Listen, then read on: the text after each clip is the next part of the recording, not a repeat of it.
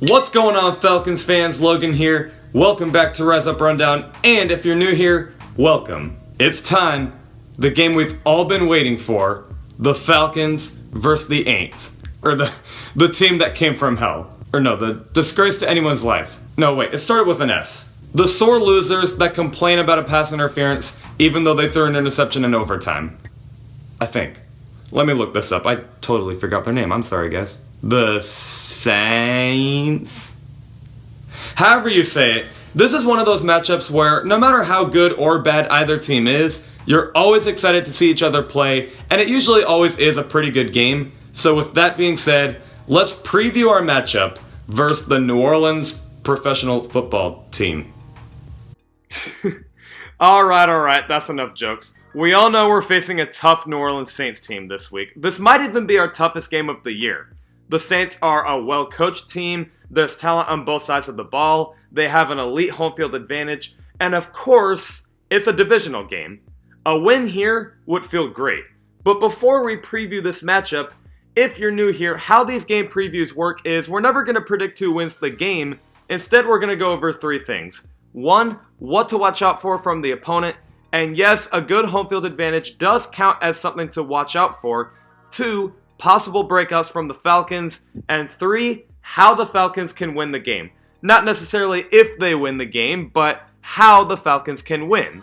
So let's start it out with what to watch out for from a very good New Orleans Saints team. The first thing is a rowdy crowd. The Saints do have one of the better home field advantages, and Falcons haven't really had a whole lot of success in the Superdome recently, except in 2016, but that was a while ago. This is not an easy place to play in, and there's not much you can do about it, but you know, we gotta do whatever it takes to get going in tough environments. The next thing to watch out for, can I just say the whole defense? Their pass rush is a total nightmare. I mean, I'm seeing the Saints D line blow up anyone's offensive line within a second. They will punch you in the mouth. They also are pretty solid on linebacker and secondary. It's definitely a strength for them, but it's also kind of a weakness, and we'll get to that in a second. But yes, this defense, especially at home, will light you up. And the last thing is the whole offense. So we got to watch out for the whole defense and the whole offense. Great.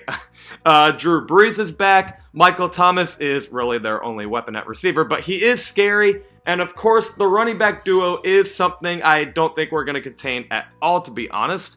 Hearing all this should be the best team in the league, but I got to actually see them win a playoff game for once and get to Miami before I am scared they win it all. But anyway, just like every other team in the league, Saints are a perfect team. So here are possible breakouts for the Falcons, and I only have one. It's the one thing that's been breaking out every game, only it's the passing game. And this is not just because Matt Ryan probably will be back and ready to go this week. Then there's Julio Jones, Calvin Ridley, Austin Hooper. But I also think it'll break out because, to be honest, Saints secondary isn't as good as they seem, at least statistically. I mean, look at this. They're letting receivers that would be at best a true number 2 or 3 receiver break out. And check out what usually happens when the Falcons face these guys. Julio Jones and Calvin Ridley can do pretty well, I see. Yeah, the secondary is not as good as they seem. So this passing game could definitely break out. But with all of that being said, how can the Falcons win? Well, this is by no means going to be easy, but we got to do a lot here. Block up front, get the passing game rolling, and be aggressive on defense.